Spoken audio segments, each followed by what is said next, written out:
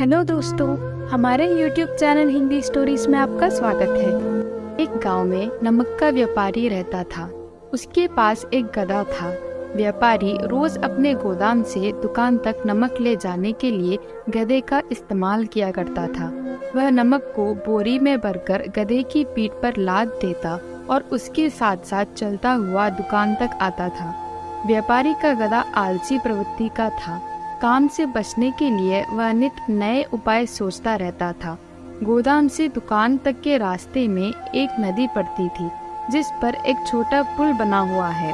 एक दिन नदी पर बने पुल पर चलते समय अचानक गधे का पैर फिसला और वह नदी में जा गिरा।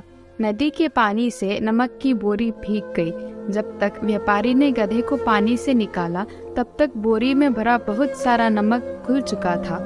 गधा जब चलने लगा तो उसे बोरी का भार बहुत कम महसूस हुआ और वह बहुत खुश हो गया। उसने सोचा कि अपने ऊपर लदा बोझ हल्का करने का यह बहुत बढ़िया तरीका है। अगले दिन वह जानबूझकर नदी में गिर पड़ा। नमक पानी में घुल जाने से बोरी का वजन फिर से कम हो गया।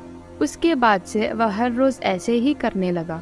रोज रोज गधे की ये हरकत देखकर व्यापारी उसकी चालाकी समझ गया। उसने गधे को सबक सिखाने का फैसला कर लिया और अगले दिन बोरी में नमक के स्थान पर रुई भरकर गधे की पीठ पर लाद दिया। रुई हल्की थी।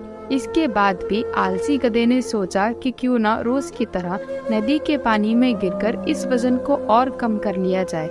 इसलिए वह जानबूझकर नदी में गिर पड़ा। लेकिन इस बार बोरी में नमक नहीं बल्कि रुई थी। पानी में भीगकर रुई का वजन कई गुना बढ़ गया।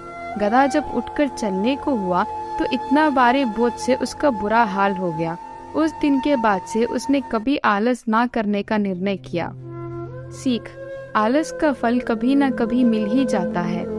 एक ही उपाय हर बार कारगर सिद्ध नहीं होता। अगर आपको हमारी कहानी अच्छी लगी तो लाइक करें, शेयर करें और सब्सक्राइब करें।